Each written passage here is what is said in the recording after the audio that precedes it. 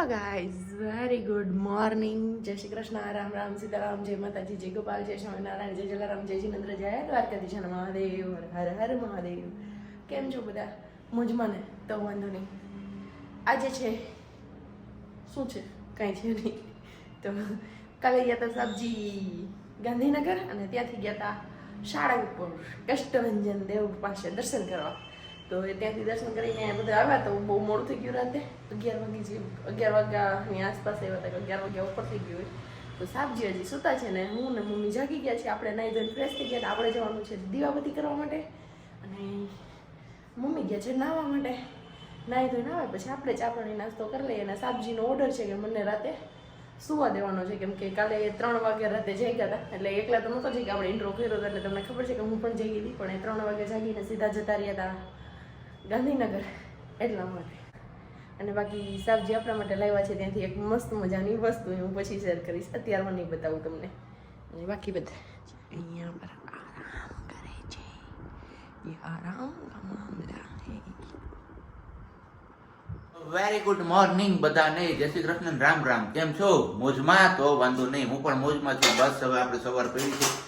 સવાર તો એકચ્યુઅલીમાં આપણી પડી ગઈ હતી 9 વાગ્યામાં, પણ 9:45 એટલે કે 10 જેવો ટાઈમ થવા આવ્યો છે ને. નાઈ ધોઈને ફ્રી છે.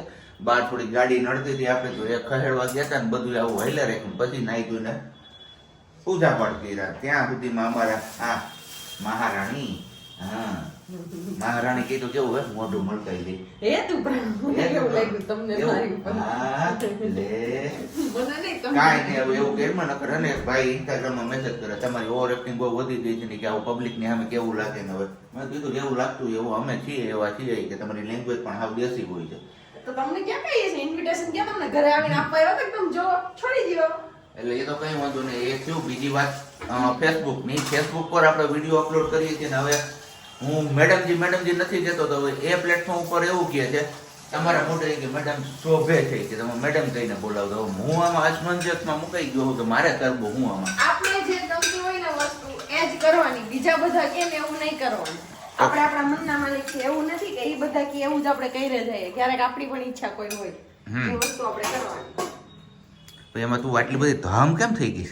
મેં અત્યારે કોમેન્ટો રીડ કરી છે ને શેની? એટલે ઘણી બધી કરી છે એમાં. એનો ઉભરો બહાર આવે છે. જોજે પણ સા ઉભરાય નહીં આપણે. નહીં ઉભરો જ બહાર આવશે, સાનો ઉભરો બહાર નહીં આવે. હા તો વાંધો નહીં. તો કઈ નહીં, ચલો ફટાફટ હવે આપણે ચા પાણી ને બધું પી લઈએ ને પછી મારે થોડુંક એવું અહીંયા ગામમાં કામ છે, બધું કામ પતાવવાનું છે અને પછી પાછા આપણે આવી જશું ઘર રે. બપોર જમવાનું દાળ ભાત શાક રોટલી સંભારો ખીચડી પાપડ. જો શ્વાસ ચડી ગયો એટલી વારમાં તો. એમણા વેપતાઈ ગઈ. ઘરે હોય તો એ તો તને ખબર જ છે કે આપણે દાળ ભાત નો પ્રોગ્રામ. આજે દાળ ભાત નહીં બને કેમ? કે મારા ને મમ્મી માટે ગલકાનું છાસ્યું શાક બનાવવાનું છે. ઓકે એટલે તમારા માટે વાલનું કેનું શાક બનાવી દે, સાંજે જોઈશું કે બનાવશું. ઓકે, તો ગલકાન છાસે શાકની રેસીપી કરજો નવા ચેનલ માટે. નવા ચેનલ માટે? હા, તો તમારે હાજર રહેવું પડે. હું હાજર તો નહીં હોય. વાગ્યા છે અત્યારે 11 ને બસ 10 વાગ્યાનો ચા આપણે 11 વાગે પીએ છીએ, કારણ કે સવારનો ચા આપણે 10 વાગે પીધો હતો. તો ચા પાણી પીને હવે જવાનું છે આપણે ઓફિસના થોડુંક કામ છે સિટીની અંદર, એ પતાવવા માટે. ત્યાં સુધીમાં આવીએ તો રસોઈ તૈયાર થઈ જાય તો ખાઈ પીને પાછા ભૂગે જાય. થોડોક સાંકળો વર્તાય છે અને શરીર તૂટે છે. તમારે નીંદર જ કરવી, બીજું કઈ કામ છે? નિંદર જ કરવાની છો. ખાલી નીંદર? હો, ઓનલી ફોર નિંદર. વાગી ગયા છે 12:30 અને અત્યાર સુધી રાહ જોઈ પણ ધવલ લાવ્યા નહીં, કેમ કે ગામમાં ગયા તમને બધાને આગળ કીધું એમ. અને આપણી રસોઈ થઈ ગઈ છે રેડી.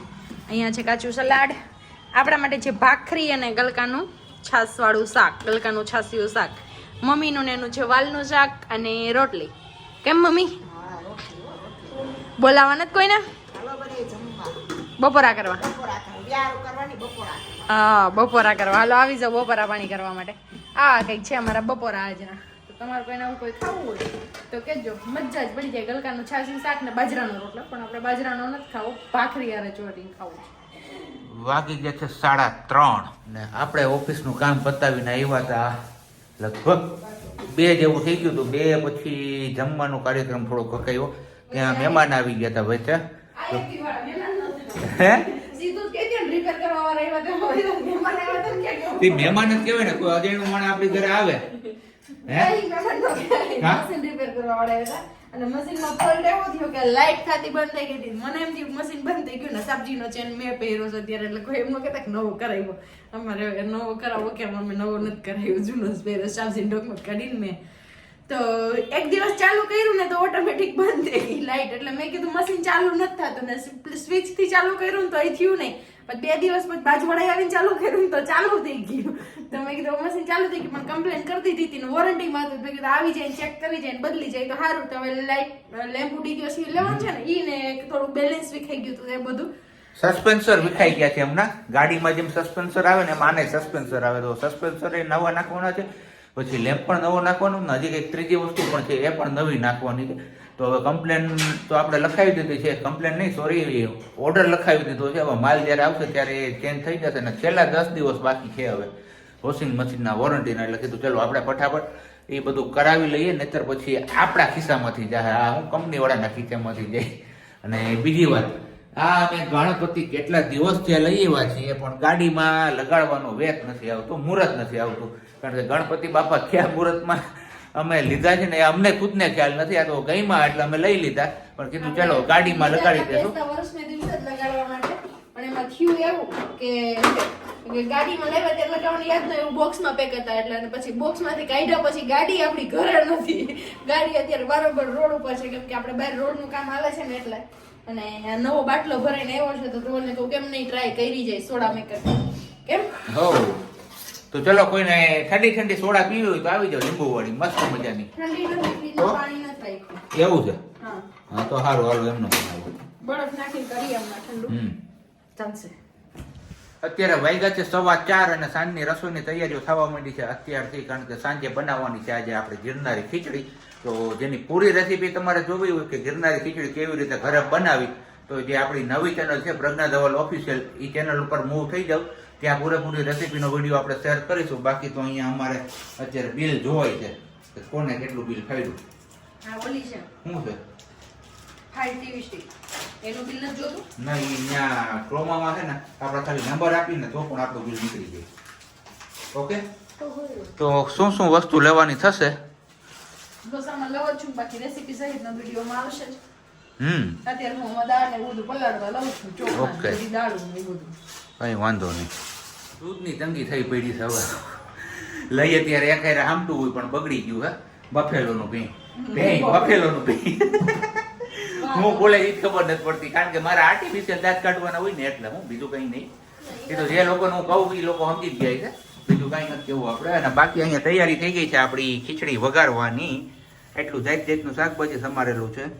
બાકી આ ફ્રોઝન કરેલી બધી વસ્તુઓ ના ટમેટું બસ. હવે આ બાજુ કઈ ગઈ, અહીંયા બધી આપણે દાળ પલાળવા મૂકી દીધી હતી, ઓલરેડી પલળી ગઈ છે. તો ડિટેલમાં વિડીયો જોવો હોય તો તમને અગાઉ કીધું એમ આપણે જવાનું છે પ્રજ્ઞા ધવલ ઓફિશિયલ ચેનલ ઉપર ને ત્યાં જઈને તમારે વિડીયો જોઈ શકશો. ખીચડી આની અંદર મિક્સ કરી દીધી એટલે કે દાળ બધી મિક્સ થઈ ગઈ છે ને હવે જશે માંડવીના દાણા, સિંગ દાણા, તમે જે કયો પાણી એડ કરી દીધું છે એટલે નીચે બેસવાનો લાગે.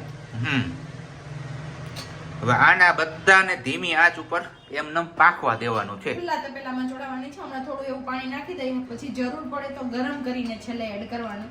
એટલે ખીચડી મીન્સ કે દાણા ચોખા કે દાળ એક પેલી ઠોઠડી ન થઈ જાય ને એટલા માટે.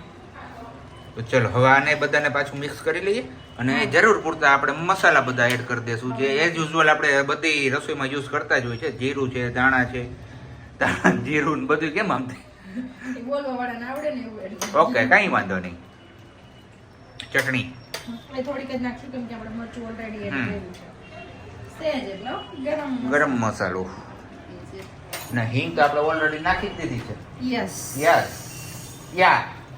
અને હું હવે જાઉં છું. ડિટેલથી પ્રોસેસ બધી આપણે ઓલરેડી સમજાવી દીધી છે નવી ચેનલ ઉપર ને અહીંયા આપણી ખીચડી ચડવા મૂકી દીધી છે. અને સાથોસાથ આપણે આ મસાલિયાની કમેન્ટ્સ બહુ બધી આવે છે. રોજના વિડીયોમાં 1 થી 2 કોમેન્ટ હોય છે દરરોજ. એટલે દરરોજ ડેઈલી હું કોમેન્ટમાં તો રિપ્લાય આપી દઉં છું, છતાં પણ રિપ્લાય આપી દઉં છું કે આ મસાલિયું મેં ઓનલાઈન એમેઝોન પરથી મંગાવ્યું હતું અને એમની કિંમત છે 2600 રૂપિયા. તો જે લોકોનો પ્રશ્નનો ઉત્તર મળી ગયો હોય તો એ લોકો નીચે કમેન્ટ બોક્સમાં લખશે ઓકે. બાકી બીજા લોકો તો જે એઝ યુઝ્યુઅલ કમેન્ટ કરે છે એ કરતા જ રહેજો અને લાઈક પણ કરતા રહેજો, શેર પણ કરતા રહેજો. બસ આવા નવા વિડીયો અમે તમારી સમક્ષ લેતા આવશું, તમને પણ હસાવીશું, અમે પણ હસશું. બરાબર ને? એકદમ બરાબર. એ જ આપણું ફેમિલી છે. અને બાકી બાદ આવું બધું આપણે ખાતા રહેશું ને તમને બધાને વર્ચ્યુઅલી ખવડાવતા રહેશું. એકદમ હેલ્ધી અને મસ્ત ફૂડ છે આ. શિયાળા સ્પેશિયલ ગિરનારી ખીચડી છે ભાઈ. યસ. કાઈ ના ઘટે ને આ ખીચડી લઈને આપણે એકવાર ખબર ભાગ્યા હતા ગિરનારમાં. ઘરે જમતા જમતા ભવનાથમાં ગયા હતા. એવી અમારી કઈક પુરાની યાદે છે આની સાથે ખીચડી સાથે જોડાયેલી. બહુ મસ્ત પણ ટેસ્ટ વાઇઝ બની તે આજે જોઈએ અમને આ જગ્યા ઉપર આપણે અખંડ ધૂન કેમ બેસાડી એની જેમ બેહી ગઈ છે પ્રજ્ઞા. કારણ કે આ ખીચડી ચોળવવામાં એટલું ધ્યાન રાખવું પડે નહીતર આ નીચે બેહી જાય. આમ સતત હલાવતું રહેવું પડે બરોબર ને? સતત નહીં પણ ક્યારેક ક્યારેક વચ્ચે હલાવતું રહેવું પડે અને પાણી ઘટ પડે તો પાણી એડ કરવું પડે એવું બધું ધ્યાન રાખવું પડે ને. અને બાકી તો અહીંયા અમારે થાય છે ગરમા ગરમ વાઈટું. ગરમા ગરમ વાઈટું ન હોય. તો શું હોય? નહીં ગરમ વાઈટું બનાવવાનું. એવું છે. વાઈટું બનાવવાનું જો કે હવે તો મશીન આવી ગયા પણ એ હાથની જે બને આવી રીતના મશીનમાં એ મજા નથી બરોબર ને? અત્યારે વાગ્યા છે 7:30 5ની વાર અને બસ આપણી ખીચડી બનીને થઈ ગઈ છે એકદમ રેડી. ખીચડી ગરમા ગરમ તો આપણે ખાવી નથી એટલે આપણે પેલા ઠરવા માટે મૂકી દઈશું. જે લોકોને ગરમા ગરમ ખાવી હોય એ લોકો ગરમા ગરમ ખાઈ શકશે. તો પણ બની છે એકદમ જોરદાર, કંઈ ઘટે જ નહીં. ફ્રન્ટ કેમેરાથી બતાવવાની આદત છે મને કોઈ બી. એક કેમેરામાંથી તો મેળ જ ન આવે આપણે કારણ કે મને મારો ફેસ સામે દેખે ને તો મને વધારે મજા આવે છે એટલે બીજું કઈ નહીં. તો કઈ નહીં બસ આવી ખીચડી બની છે અમારી એકદમ સ્મેલ વાળી જોરદાર. કેમ આમ તો જો મોઢું મલક મલક થાય મારો ફેન પીરો હતી. બટર નાખો એવું કઈ નથી ભાઈ. બટર નાખવાનું જ પણ નીચે બેસવું કે આવી રીતના ગાર્નિશિંગ કર્યું છે. બટર ની આખી કોટી મૂકી દીધી હાણે. ભાવે નહીં ને કોને તમને? આ મમ્મી ને હવે મારું નહીં. મમ્મી નામ ક્યાં નહીં કીધી હે? નહીં તો આવી જાવ આવી કઈક છે અમારી ગરમા ગરમ ખીચડી ને સાથે છે આ સમોસા. જોરદાર જમાવટ આવી જાય એવું છે કા? મોજ પડી જાય. ટેસ્ટ કરીને કયો પેલા ખીચડી કેવી બની પછી મને મજા આવે. સબ્જી હું કે ટેસ્ટ કઈ ઘટે નહીં એવો જોરદાર ટેસ્ટ છે. તમે લોકો વર્ચ્યુઅલી લ્યો.